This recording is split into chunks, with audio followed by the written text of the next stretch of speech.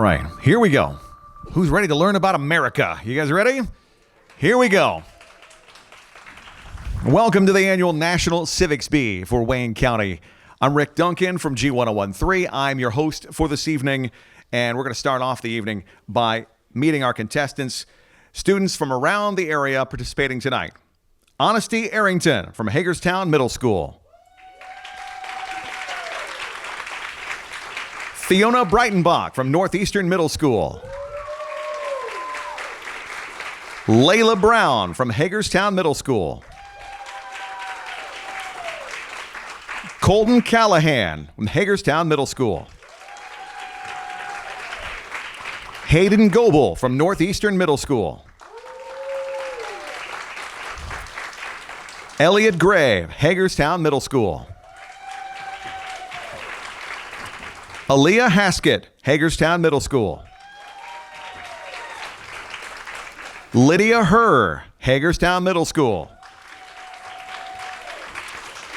Kara Hokey, Hagerstown Middle School. Maddox Jarrett, you want to guess where? You want to guess? Hagerstown Middle School. Bella Mitchell, Hagerstown Middle School. Grace Moore, Hagerstown Middle School. Brielle Moody, Northeastern Middle School.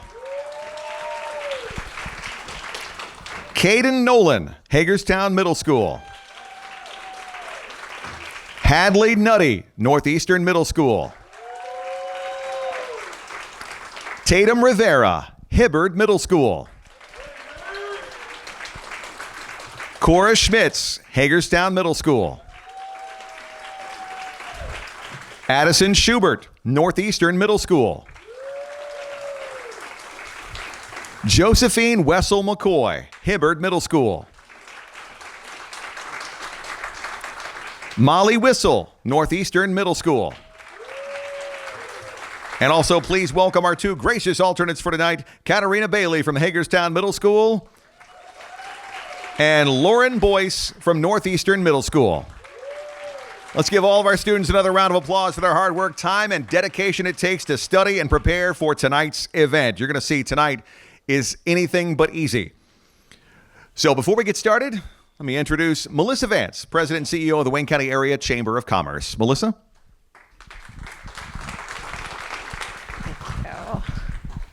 Good evening. I am so excited that we are here at year 2 for the National Civics Bee East Central Indiana version, and we are very, very proud of all of you that made it to this point and for your part, and parents and families for your support along the way. Last year, we set the bar very high because the winner of our local Civics Bee, who won $500 here, went on to state along with the other 2 finalists. So our top 3 winners go to state. And she won $1,000 at state and first place. And so she and her mother got to fly to Washington, D.C. and participate on the national level and really set the bar high. So we are expecting big things tonight. But no, we know you all have done a great job and we're really excited for you. I would like to give a huge thank you to IU East for being our host again this year here on the beautiful IU East campus in Vivian Auditorium. We're thankful to be partners with them and work with them on this. We also want to give a shout out to Balloons by Shannon, who did the beautiful decorations on the stage, as well as Primex Plastics, who did the backdrop for us in the back and some of the other decorations around. So we're always thankful for partners that step up and help us in those ways. Speaking of the backdrop in the back, we would love for you, before you leave today or on a break, go back there, take some selfies, take pictures of your family members, and use the hashtag National Civics Bee, and be sure to tag Wayne County Area Chamber of Commerce. We'd love to share those along with you. So thank you for that. Next, I want to say a big thank you to our chamber staff. I am the president and CEO, but I will tell you that I am not the one that made tonight possible. So we have Chantel Baker, who was our director of membership and education. Chantel, stand up so people can.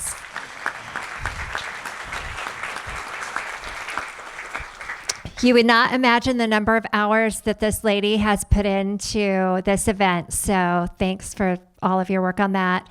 We have Alexis, who is our director of marketing or marketing specialist, something like that. Tonight, your director. Congratulations for your promo. And in the back, we have Lynette Davis running tech in the sound booth. So she's waving her hand out the window. Now, on to the sponsors. Our big sponsor is the Civics Trust from the National Civics Bee.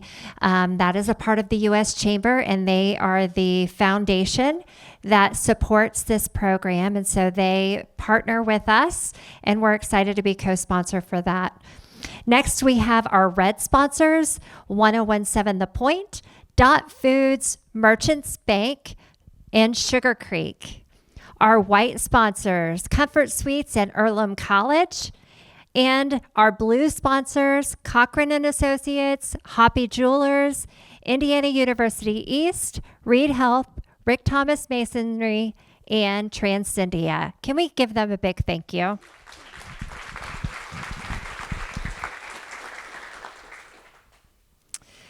In our county, we are so thankful to always have sponsors and businesses stepping up to help and support things like this. And tonight is no different. We have had several sponsors donate things for goodie bags and prizes for all of our contestants, including our alternates. So don't leave without your goodies. We have things for you to take home with you. You will not leave here empty-handed regardless of where you place. You made it this far and you get great things. So some of the people or the businesses that contributed to those are Cochran and Associates, Earlham College, Reed Health, Hoppy Jewelers, Paint the Town, and Transcendia. Now, it is my pleasure to turn this over to Yemi Mahoney, who is the interim Dean of Students and Senior Advisor to the Chancellor here at Indiana University East, and she's going to give a little greeting from the college. Thank you. Should have this ready. Good evening. Good evening, everybody. Like she said, my name is Yemi Mahoney, and I'm the Chief of Staff here at IU East. I want to welcome you to our campus on behalf of Chancellor Rome. He really regrets that he cannot be here tonight. He had a great time last year, but he's out of town today. To our bright and bold middle school students here today, I'm going to walk around just right here so I can. You are not just participants in a competition. You are pioneers. You are visionaries. You are already doing what many people only dream of, using your voices, your ideas, and your hearts to make a difference in your communities. The National Civics Bee is more than a contest. It is a celebration of the power of civic knowledge, of understanding how our government works, how our communities function, and most importantly, how you can shape the world around you. Here at IU East, we believe deeply in the power of education to transform lives and communities. When I look around this room, I see future leaders. I see mayors, teachers, entrepreneurs, nonprofit founders, change makers in the making. Each of you began this journey by writing an essay sharing a unique idea to improve your community. That takes courage, that takes heart, and that takes civic spirit. You've already done something many adults have yet to do. You've stepped forward to say, I care and I want to help. As you move through today's competition, I want you to remember something. No matter who wins, you've already taken a major step in becoming someone who makes a difference. You've started early, and that's powerful. Civic leadership doesn't have to wait until you're older. It starts right now. We are so proud to host you and cheer you on. Thank you to the Wayne County Area Chamber of Commerce for helping to bring this wonderful opportunity to life. And thank you to all the parents, the educators, the supporters who are investing in these young minds. And to the students, first of all, shake it off. I know you all are probably a little bit nervous. Shake it off. Stay curious. Stay passionate. Keep writing. Keep speaking. And keep believing that your ideas matter, because they do. We can't wait to see what you'll do, not just today, but for many years to come. Good luck, and let the bee begin. Good job. All right, so let's meet our judges for this evening. County Council, Kathy Williams.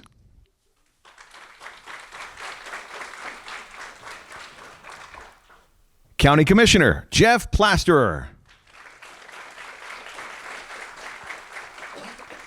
And Mayor Ron Oler. So Mayor Oler, truly passionate about the youth getting involved in civics and understanding how their local government works. In fact, excited and encouraged to tell you that tonight, the winner of the National Civics Bee in Wayne County will serve as mayor for a day coming up this summer.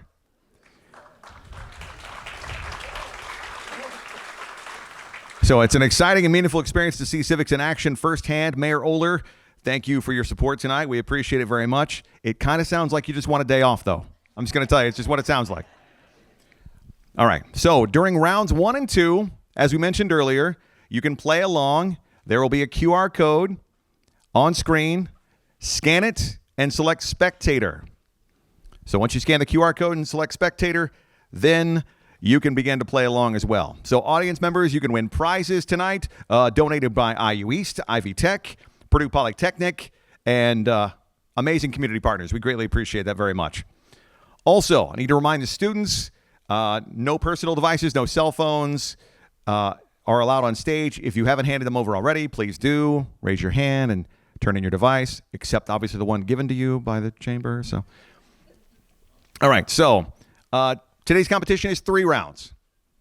The first 2 rounds, finalists will answer civics-based quiz questions. Each finalist will answer the same multiple-choice questions within an allotted time.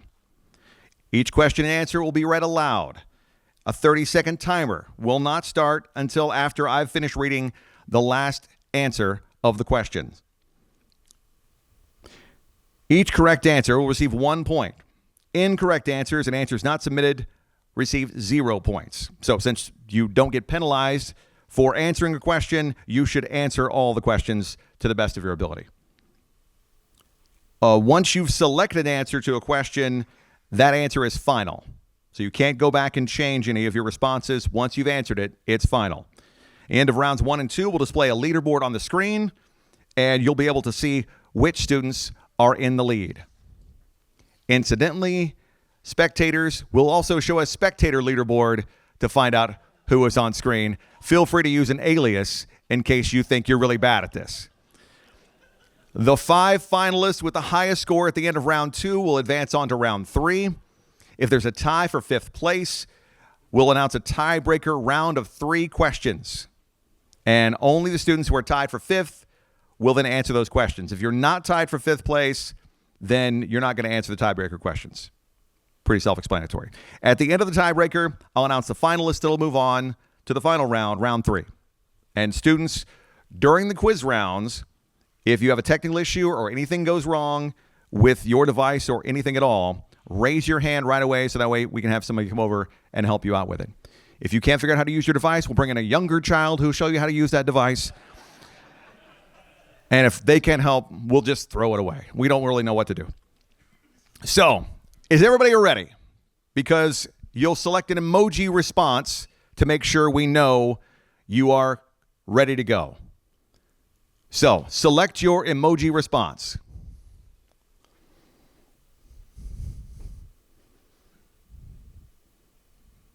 Everybody good? We all emojied? Okay.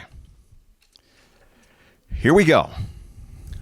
The 2025 National Civics Bee will begin. Here we go. Question number 1. Which president signed the Homestead Act?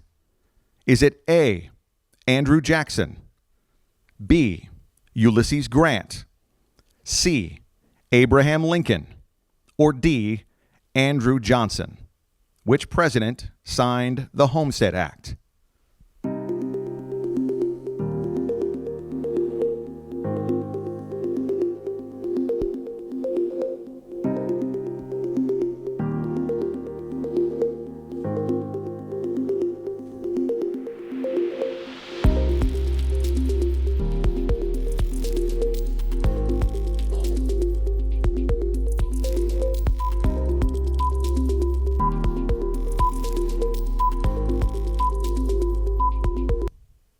The answer is C, Abraham Lincoln. Next question, number 2. What does Aristotle describe as the ultimate goal of human life in Nicomachean Ethics? What does Aristotle describe as the ultimate goal of human life in Nicomachean Ethics? Is it A, wealth, B, happiness, C, fame, or D, power?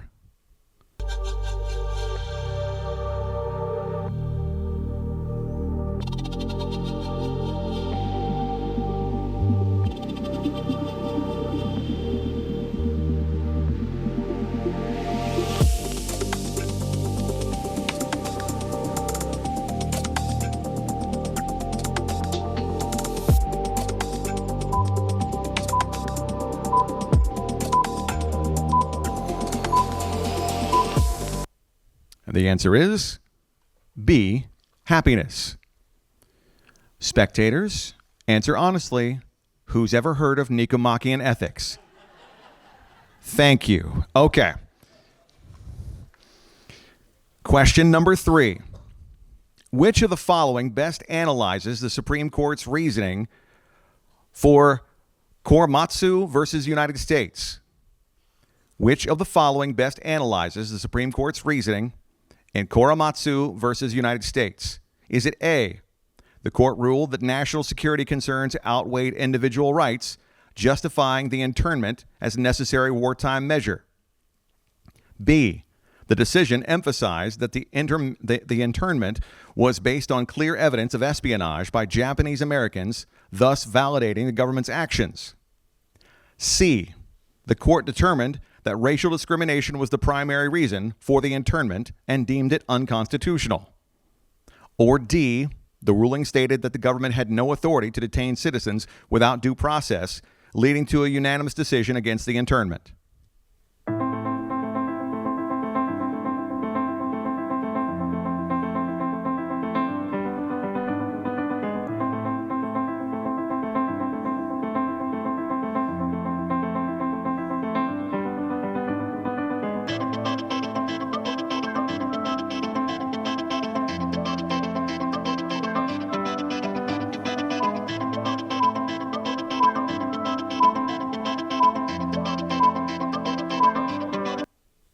The answer is A, the court ruled that national security concerns outweighed individual rights, justifying the internment as a necessary wartime measure.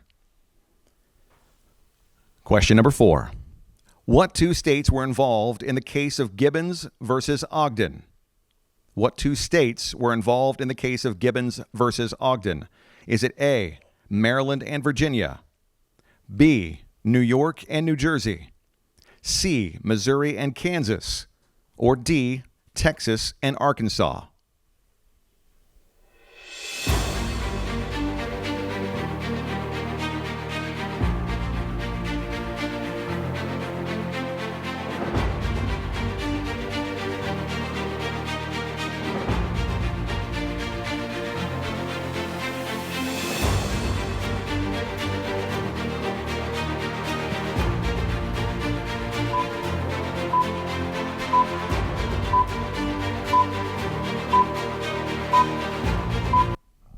The answer to number 4 is B, New York and New Jersey.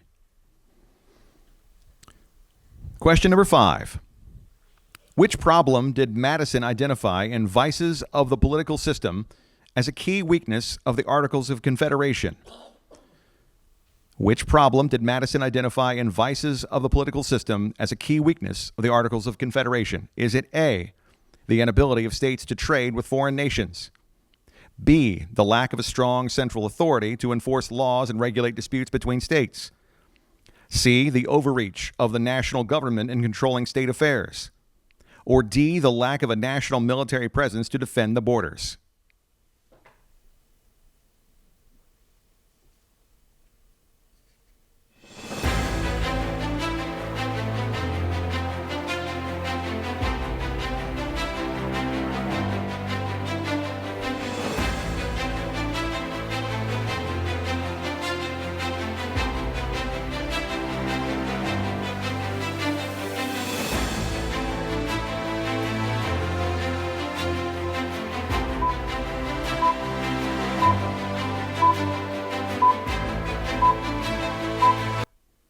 And the answer is B, the lack of a strong central authority to enforce laws and regulate disputes between states. Incidentally, the soundtrack from the National Civics Bee is available on Spotify.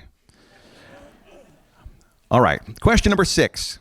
What is the definition of liberty? What is the definition of liberty?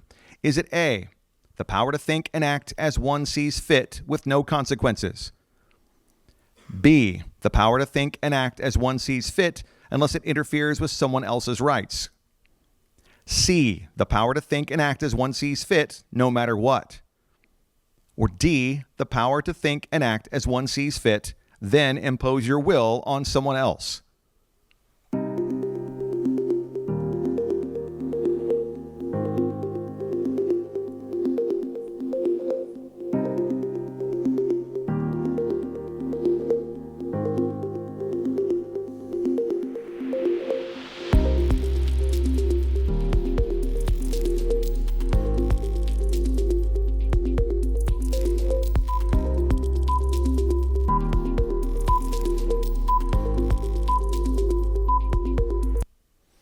And the answer is B, the power to think and act as one sees fit unless it interferes with someone else's rights. Question number 7. According to U.S. Citizenship and Immigration Services, which of the following actions is specifically identified as a fundamental political right held by U.S. citizens? According to the U.S. Citizenship and Immigration Services, which of the following actions is specifically identified as a fundamental political right held by U.S. citizens? Is it A, obey the law? B, pay taxes? C, vote in federal elections? Or D, serve on a jury?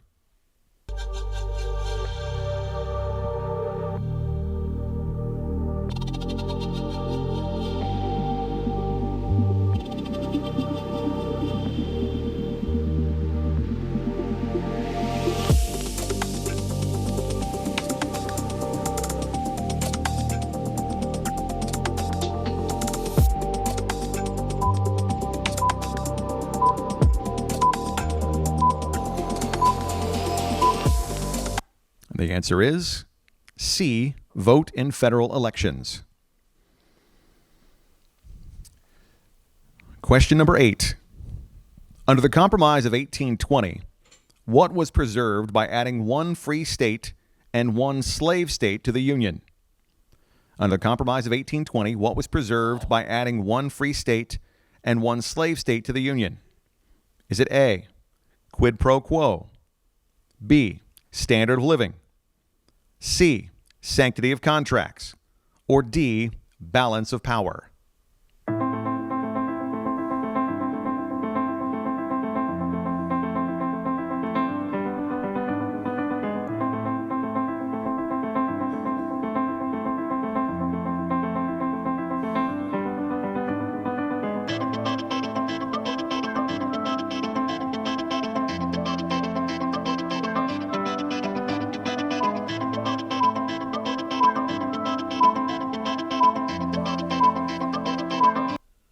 And the answer is D, balance of power?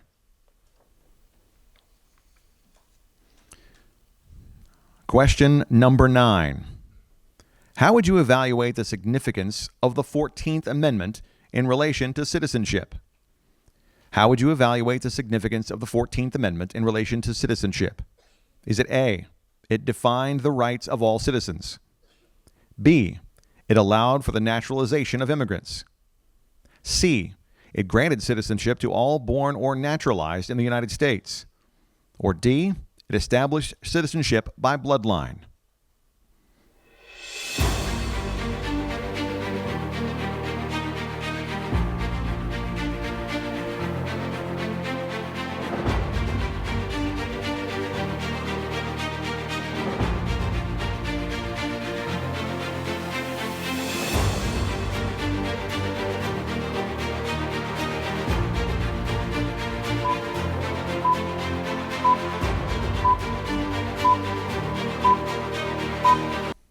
And the answer is C. It granted citizenship to all born or naturalized in the United States. And our final question for round 1. In Munn versus Illinois, 1877, which of the following did the court primarily rely on to justify its decision? In Munn versus Illinois, 1877, which of the following did the court primarily rely on to justify its decision? Was it A, the Due Process Clause of the 14th Amendment, emphasizing individual property rights? B, businesses serving a public interest can be regulated by the state to protect consumer welfare and ensure fair practices? C, the Commerce Clause, asserting that only the federal government could regulate interstate commerce? Or D, the 10th Amendment, which reserves powers not delegated to the federal government for the states?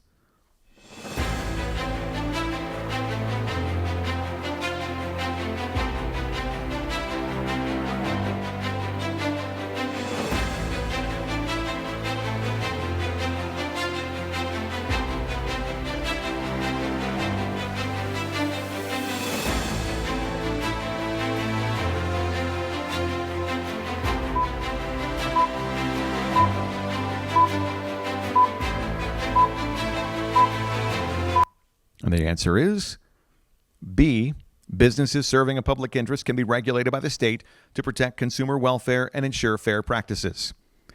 And that's the end of round 1. All right. Round break question. How do you plan to celebrate America's 250th birthday on July 4th, 2026? Obviously, there is no wrong answer. Attend events. B, learn more about history. C, discuss with family. Or D, no plans yet. In your defense, it is a year away, so.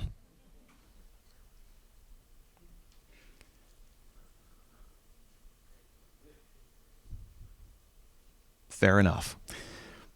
All right, let's check the scoreboard and find out how we're doing at the end of round 1. Wow, very, very close. And it appears as though Elliot is in the lead with 9 points. All right, now let's check our scoreboard from those in the audience. All right, nice. Look at that. Bravo.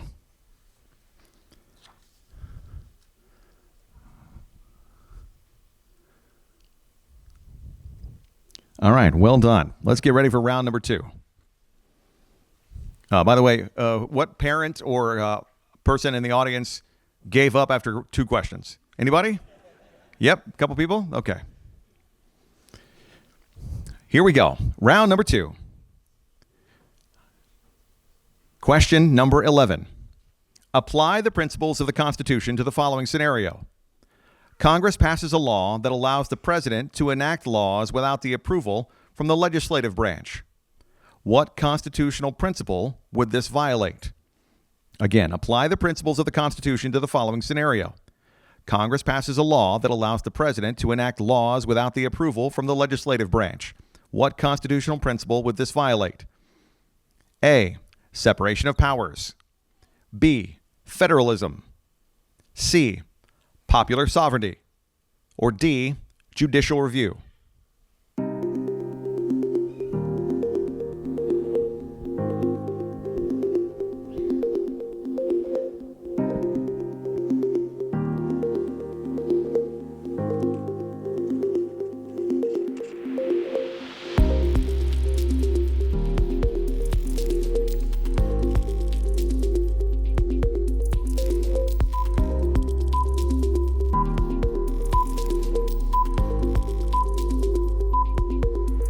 The answer is A. Separation of powers.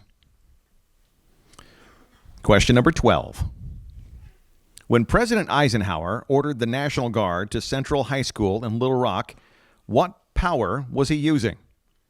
When President Eisenhower ordered the National Guard to Central High School in Little Rock, what power was he using? Was it A. Chief Legislator, B. Chief Justice, C. Chief Diplomat, or D. Chief Executive?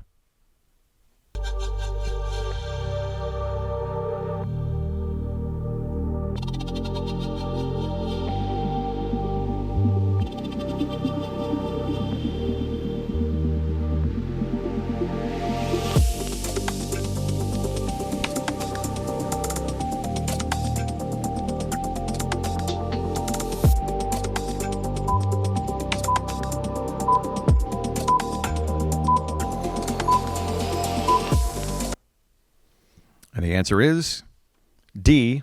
Chief Executive.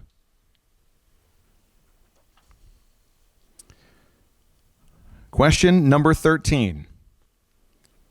Who took his fight for civil rights during World War II all the way to the Supreme Court after being interned by the government based on his Japanese ancestry?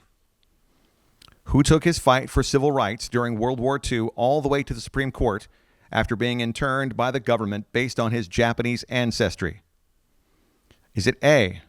Norman Mineta, B. Fred Korematsu, C. Patsy Mink, or D. Daniel Inouye?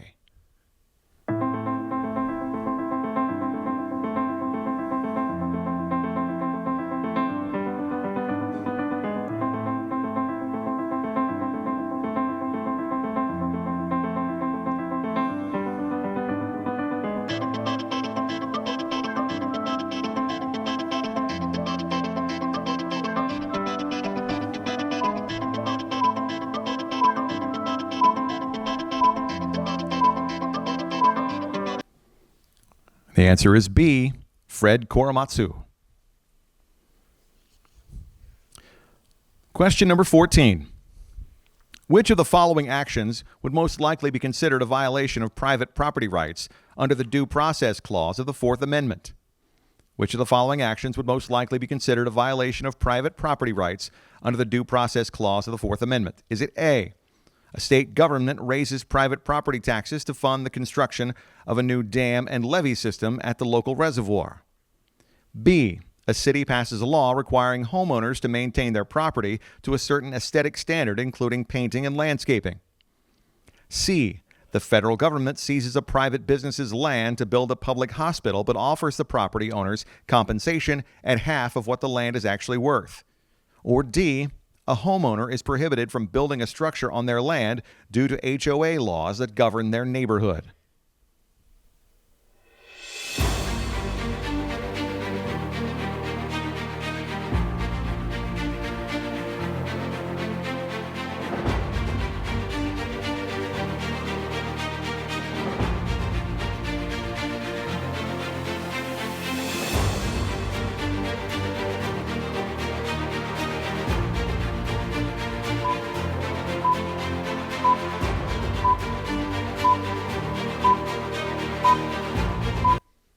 The answer is C. The federal government seizes a private business's land to build a public hospital but offers the property owners compensation at half of what the land is actually worth. Question number 15. How was the Articles of Confederation successful? How was the Articles of Confederation successful? Is it A, the government under the Articles of Confederation successfully established a strong central government with significant powers over the states? B, the government under the Articles waged a successful war for independence and managed the settlement of Western lands? C, the Articles provided a clear and flexible process for amending the Constitution, ensuring adaptability to changing circumstances? Or D, the government under the Articles effectively facilitated interstate cooperation and trade regulation?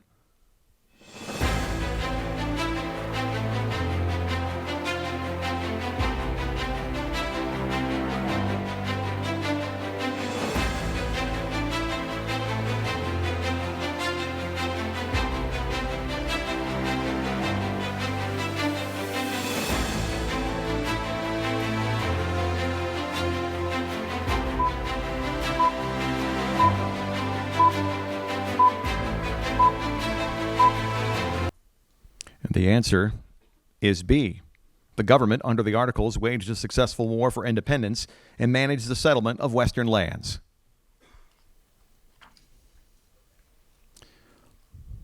Question number 16. What does ensure domestic tranquility mean in the context of the preamble? What does ensure domestic tranquility mean in the context of the preamble? A, the government must protect the nation from foreign invasion. B, the government is responsible for maintaining peace and order within the country. C, the government must ensure fair and equal elections. Or D, the government must always avoid war with other nations.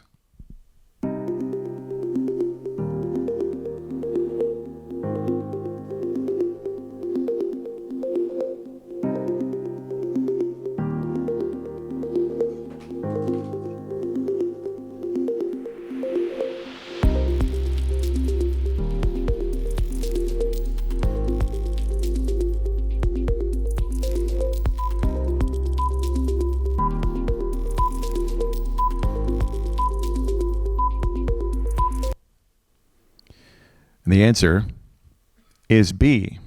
The government is responsible for maintaining peace and order within the country. Question number 17. Which of the following best illustrates Tocqueville's argument about civil society in the U.S.? Which of the following best illustrates Tocqueville's argument about civil society in the U.S.? Is it A, citizens elect representatives to ensure their ideas and rights are considered? B, citizens form organizations to address social issues and influence public policy? C, citizens rely on the government to resolve all public concerns and enact reforms? Or D, citizens donate to political campaigns to support their candidate?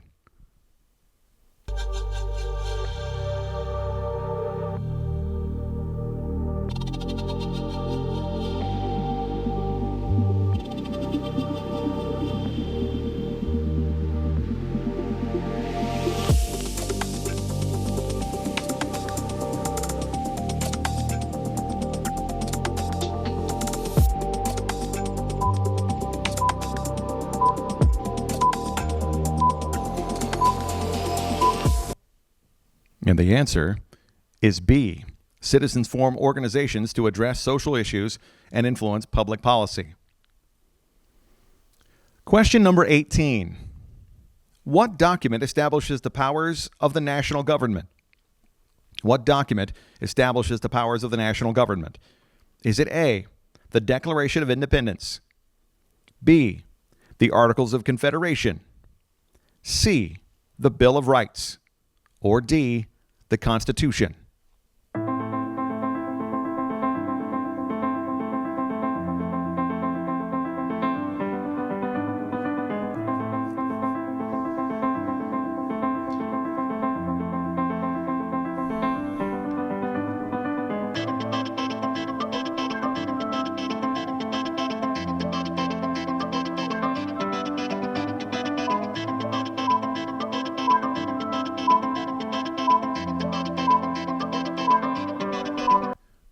The answer is D, the Constitution.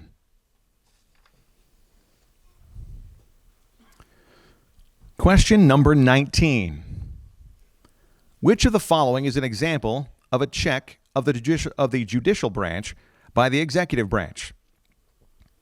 Which of the following is an example of a check of the judicial branch by the executive branch? Is it A, approving the nomination of federal judges? B, nominating federal judges? C, issuing executive orders to overturn decisions? Or D, reducing the number of federal courts?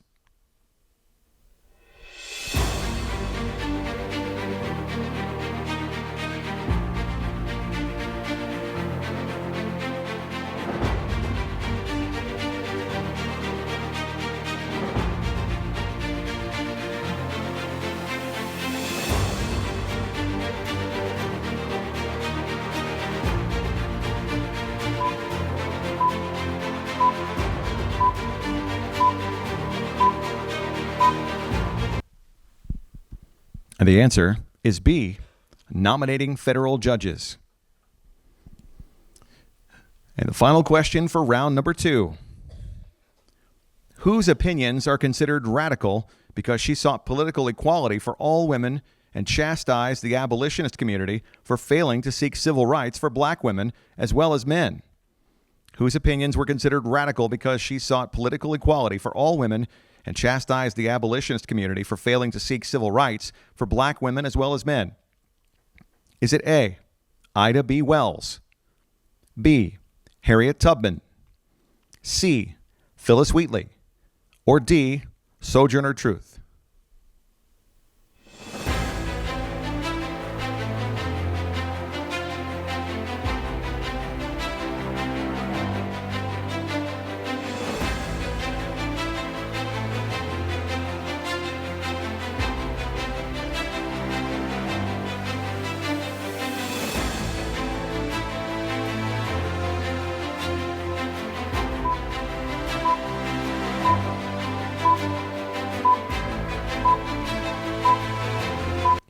And the answer to the final question of round 2 is D, Sojourner Truth.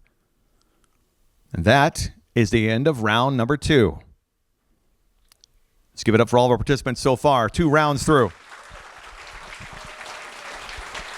All right, there is a round break question. The round break question is, my civics education prepared me to be an active and informed citizen. And there actually is a right and wrong answer for this. My civics education, not really, I'm just kidding. My civics education prepared me for an active and informed citizen. Is it A, agree, B, neutral, or C, disagree? Keep in mind, some of your teachers are here.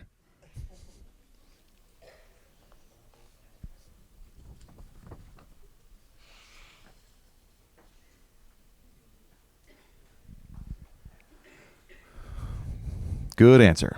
All right. So that's the end of round number 2. So we need to run the leaderboard and find out who our top 5 are, and if indeed we have a tie. If we have a tie, we've got tiebreaker questions to round out our top 5 finishers.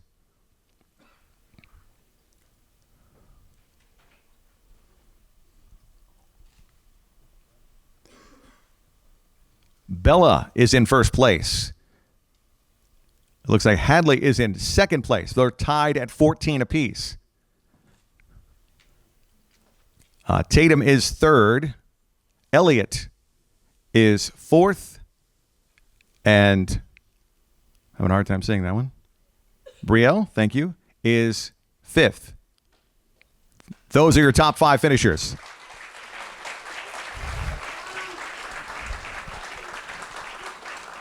Let's give a warm round of applause, too, for those, even if you didn't finish in the top 5, congratulations. You have done an amazing job. The fact that you are here tonight speaks volumes.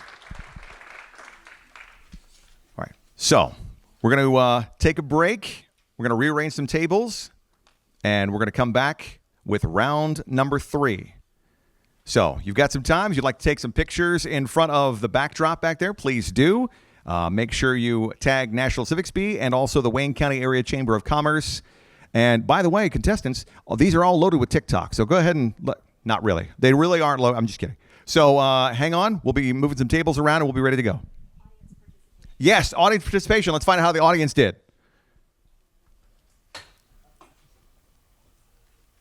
Nice. Well done. Bravo.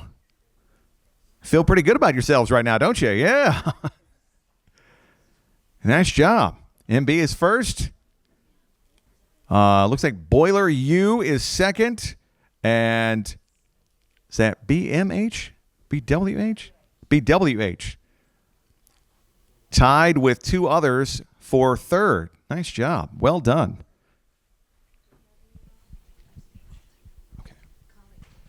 Okay, before we continue on for round number 3, please welcome Chantel Baker from the Wayne County Area Chamber, and she'll be running down more of the information we need for round number 3 and our top 5 finalists.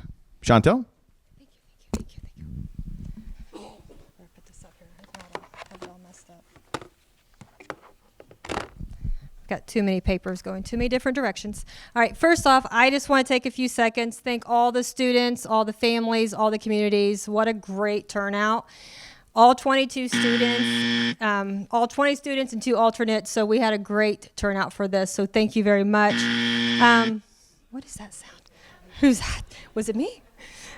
With that said, thank you to the audience for participating. So I want to give away a few of the awards real quick that we have for that tonight. But before I do that, a few things we're going to do real quick. All of you participating tonight are not only going to receive great award or great items from all of our sponsors, but you all will be able to keep the tablets as well. So that is something that the Wayne County Chamber of Commerce wanted to do for you guys. So congratulations. You guys will get to keep your tablets now. So I'm going to go ahead and announce the audience members and have you come down so we can give you your awards. Or prizes, I shouldn't say awards, prizes. And then we'll take a few seconds, rearrange up here on the stage. Then we'll have our 5 come back, and then we'll finish up. So I'm also going to call Christy Tollett to come up here and help me give out these prizes. She is our chair lead of our business education committee. She is my right-hand woman. She is amazing. She helped us gather the prizes, and she does a lot for us. So I wanted to include Christy in this and give away these great prizes. So first up, I'm not sure who MB is, so would you please stand? Oh, never mind. I should have known that one. All right. So Mr. Mark Blevins. I know his name. Choose one of those. Oh, yeah, good call. Thank you. All right.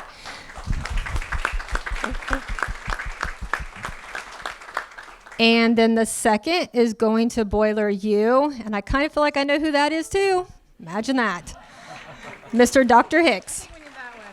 And we have the perfect one for him.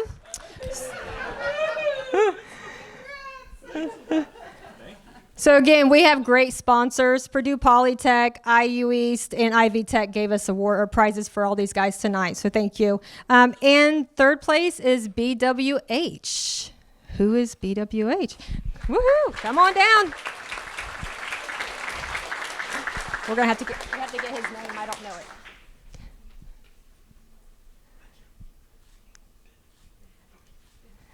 All right. Third place was Ben Hokie. So congratulations. Thank you for participating.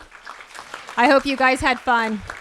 All right. So what we're going to do now is we're going to ask all the students that are not moving on to round 3 to please fill in the first 2 rows. Well, yeah, second and third row. I'm sorry, because the first row is a little occupied there. So the second and third row in the center, we are going to move things around, and then we will get started on round 3. So hold tight for just a few minutes. Thank you.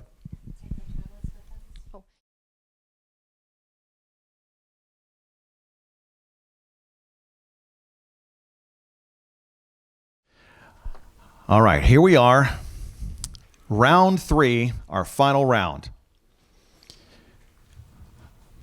So let's give a round of applause to our 5 finalists. They are number 1, Bella Mitchell.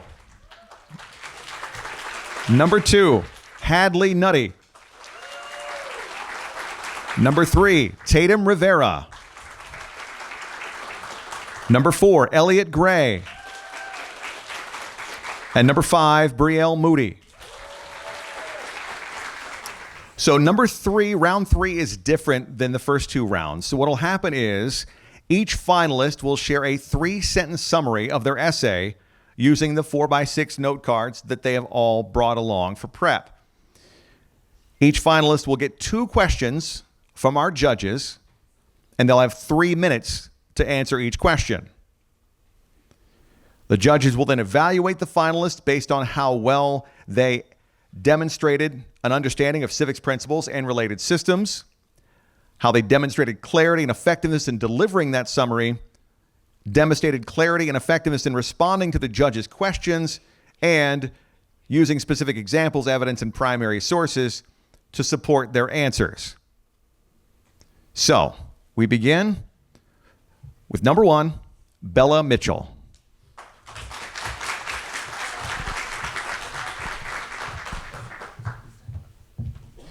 Oh, 5th starts first? That makes sense. Okay. Let's start with number 5, Brielle Moody. Hello, my name is Brielle Moody. I'm in 8th grade and I go to Northeastern Middle School. My essay was about a website that would help all mental health illnesses with free online therapy and testimonies with people going through the same struggles that others are going through. And I'd collaborate with highly qualified mental health professionals. And this would be a nonprofit organization. So there'd be a donation button on the website where people could donate to this cause, like local churches and charities. And mine follows the founding principle, inalienable rights, which this is a right by human nature, just for people to be happy and come out stronger than before. And mine follows a civic virtue responsibility, because it's our responsibility to take care of people who can't take care of themselves.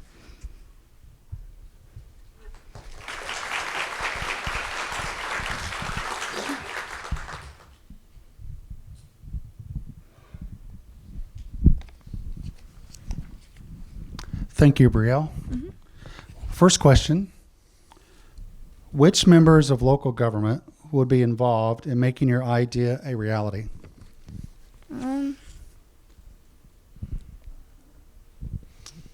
I don't think any people would have to be involved, because this would just be through donations and stuff, and there would be, it would just be like self-ran, I guess. Yeah. Okay. Jeff or Kathy?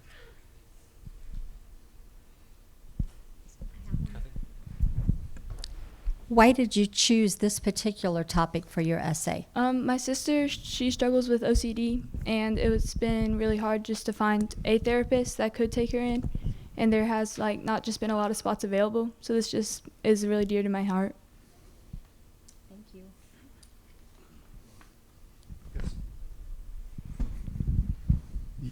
In your essay, you quoted some sources about how many people suffered from mental illness, but any thoughts on the facts behind the use of online resources and people's willingness to use that as an option for treatment? Yes. So this would just be really well advertised, so even if they weren't willing, their mom could hear about it from someone, and then they could get the help they needed from just someone, just for word of mouth, or they'll be in schools. This will be a website on the back of our student IDs have these websites on the back of them, and it would just be everywhere. So eventually, if you wanted the help, you could get it. Mm-hmm.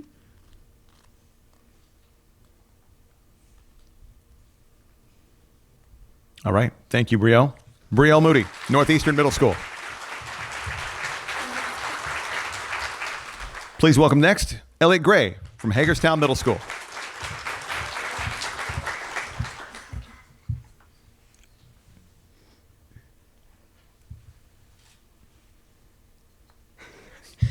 My name is Elliot Gray, and my belief is that no child on our earth deserves to live with the unhygienic practices found in schools daily. So my plan to solve this problem is to create a school-based health center with the School-Based Health Alliance and to work with Save the Children, an organization that takes donations to provide funding and health supplies for children. For these children, I will be practicing the civic virtue of respect and the inalienable rights stated in the Declaration of Independence.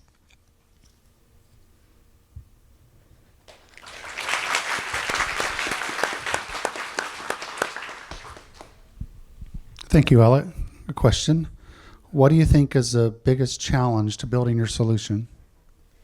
I think my biggest challenge, like I said, I wanted to work with Save the Children and provide donations for them, but I think getting those donations might be hard because I want to run fundraisers specifically through the school, and there are a lot of school students who I think just don't care about other students, and so I think it'll be kind of hard to get donations from them.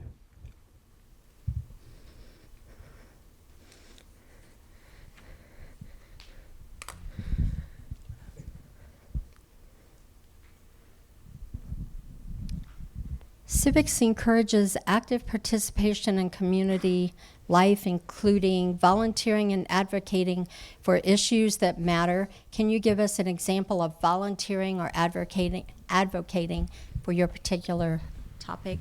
I think a big way to advocate for my topic is through social media because social media is such a huge thing nowadays, and so I think it'd be easy to get my point across through social media instead of just trying to do older stuff, I guess. Well, that hurts. I resemble that remark. I don't. Oh, good answers. All right. Thank you, Elliot.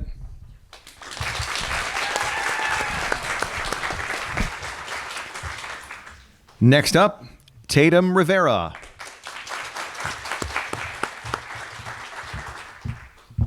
Good evening. My name is Tatum Rivera, and I believe that many people recently have been questioning the debate against birthright citizenship, especially others due to the fact that so many people have been singled out due to this issue.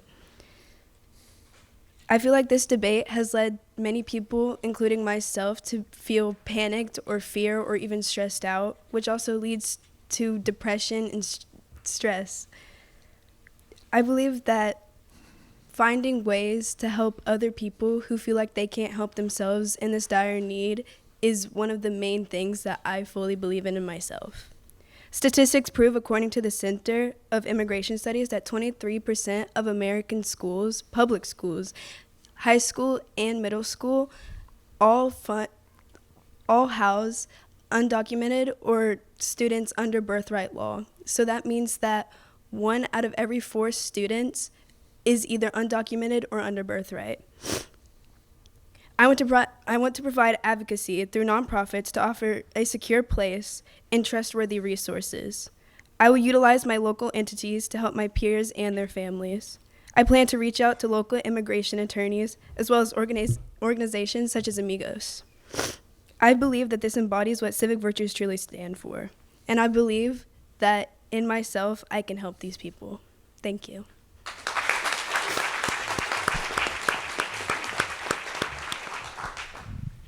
Thank you, Tatum.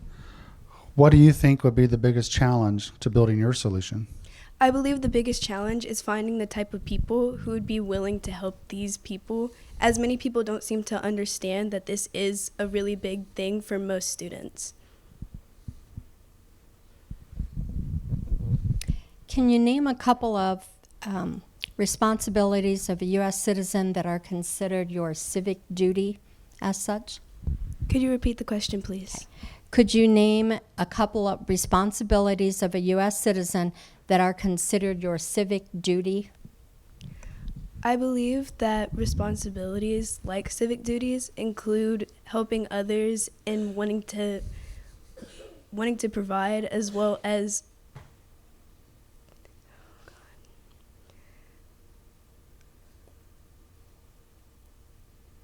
I believe that providing and wanting to help others and wanting to be a part of something bigger than what you already are is something that most people don't really see.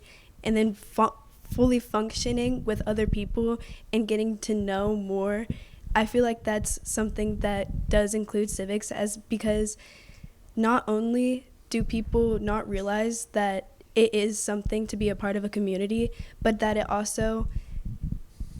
it involves more than just yourself, as well as sometimes it does involve the government, because sometimes you can't always rely on others, and sometimes it needs to be taken up to a higher place.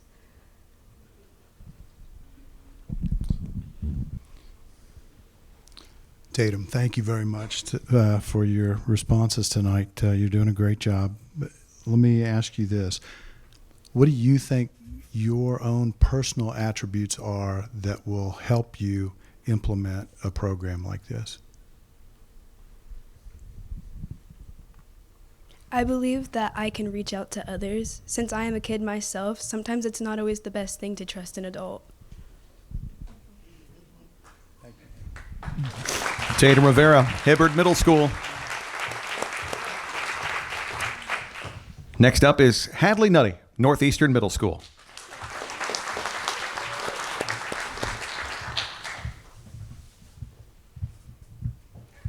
Hello, thank you for having me. My name is Hadley Nutty, and I would like to talk to you about the poverty crisis in Richmond, Indiana.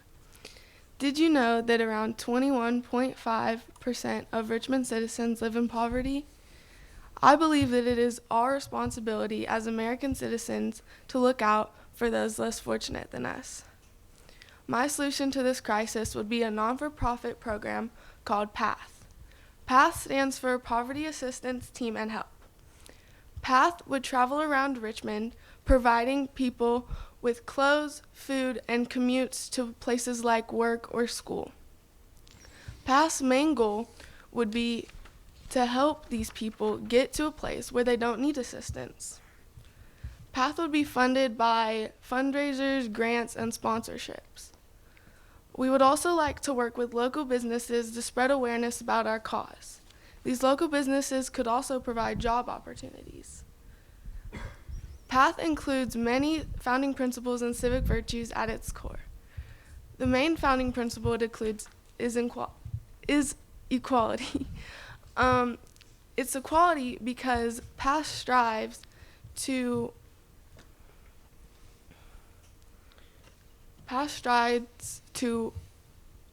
provide necessities all humans should have access to those who don't.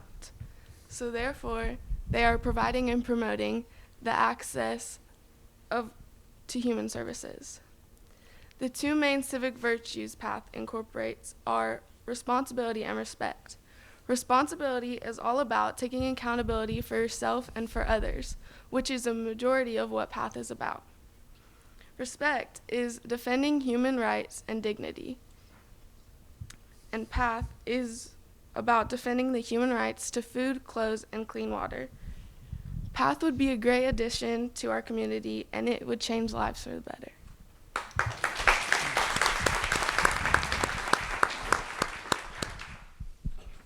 Thank you, Hadley.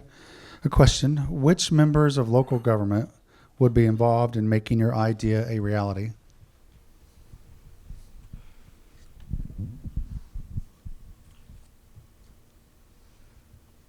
I'm not so sure the government would be involved that much because it would be a private organization, but I'm sure city council members and you yourself could provide awareness for it and kind of sponsor it.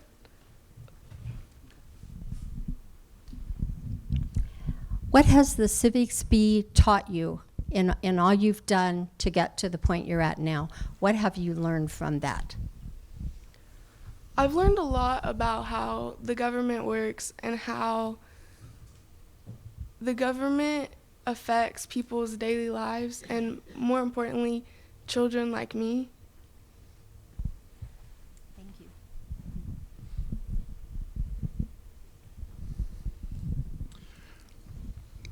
Thank you, Hadley. You talked quite a bit about the responsibilities that PATH would take on in helping people. Have you thought through the responsibilities of the people that PATH would be helping? What are their responsibilities in the solution? Their responsibilities would not be abusing the help that we're giving them. We are trying to get them to a place where they don't need our help, and if they're not putting as much effort as we are into helping them, then it's not really gonna work. Hadley Nutty. And finally, for round 3, Bella Mitchell from Hagerstown Middle School.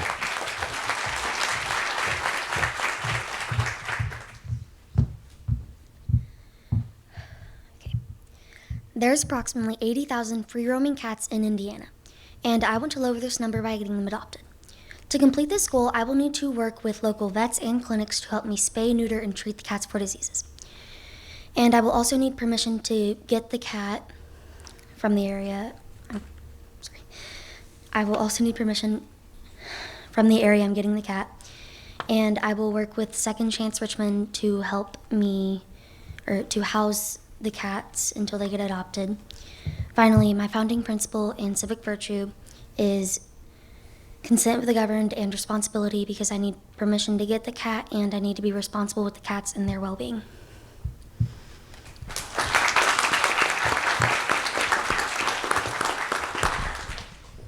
Thank you, Bella. What resources would be involved in executing your idea? What resources would you need? So some of the things I will need is like cat carriers and things to help catch the cats. I will also need food and things like cat litter. So are you proposing a trap, neuter, and release program? Is that what I'm hearing? Trap, neuter, and release? So I would do a catch and release system with more feral cats, because most people aren't going to want to adopt those cats because they aren't going to be very calm in the household. But if the cat is very calm and kind towards people, we would most likely want to keep it and get it adopted, unless it, of course, has a chip or a collar of some sort. Okay, good.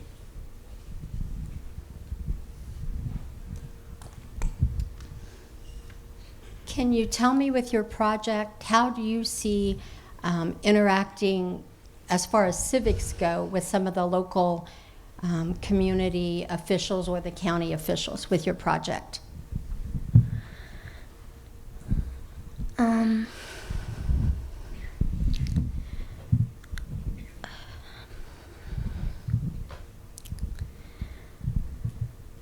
sorry, can you say that again? Sorry. Let me reword it. So with your project, how would you work with, say, the mayor or the sheriff or the health department, county council, commissioners, any of those folks to try to get your project off the ground and to help you doing that project? How could you interact with them? So I would be working with any leadership role in the area I'm getting the cat, because I need permission to get the cat from the area, otherwise I'm not allowed to take the cat. So I would mostly be working with them to have permission to get the cat, but I would also need help from other people to help me catch the cats. Bella, you've obviously thought through this problem very deeply, but you talk again about your responsibility, what you would need to do to be able to go onto the property, catch the cat, take care of that cat. Talk a little bit again about responsibility as a civic virtue, and the pet owner's side of responsibility, both the ones who have the cats to begin with, but also ones that might be considering adopting one of the cats that you would rescue. Mm-hmm. So the people that adopt the cat need to be responsible with the cats and their well-being by taking care of the cat, keeping it clean and healthy, taking it to the vet whenever you need to. But also in the beginning, when we catch that cat, we need to make sure we don't injure the cat in any way and keep the cat safe while we hold on to it until someone adopts it. Bella Mitchell, Hagerstown Middle School. Okay, so now comes the hard part. It's all on the judges to figure out who our top 3 finishers are. Remember, third place gets $175, second place gets $250, and our first place winner will win $500. So, we're going to take a 10-minute break while the judges figure out all their scores. And please hang around. You can take a break. Feel free to walk around, get a drink. 10 minutes, and we're back to find out who's going to win the Wayne County National Civics Bee.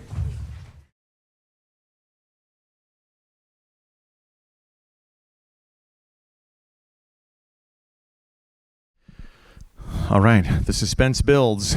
Are we ready to find out who our winners are? Here we go. Here we go. First of all, round of applause for everyone who came out tonight and competed in the National Civics Bee. And for those of you not educators who were participating, that was tough, right? Those were hard questions. No one got all of them right. Not even you, Dr. Hicks. Not. So, here we go. We're announcing the top 3. In third place, winner of $175 from Hagerstown Middle School, Bella Mitchell.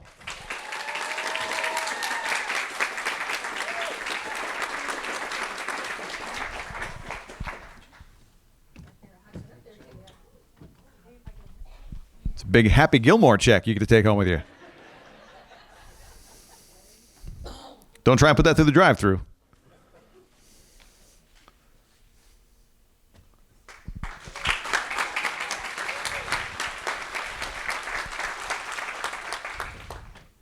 In second place,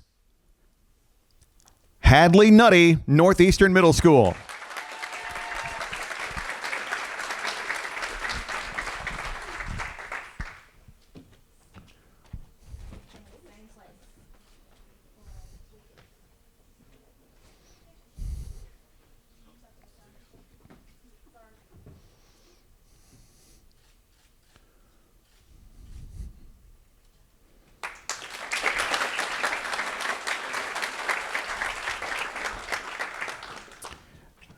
And the winner of the 2025 National Civics Bee of Wayne County and recipient of $500 is Tatum Rivera.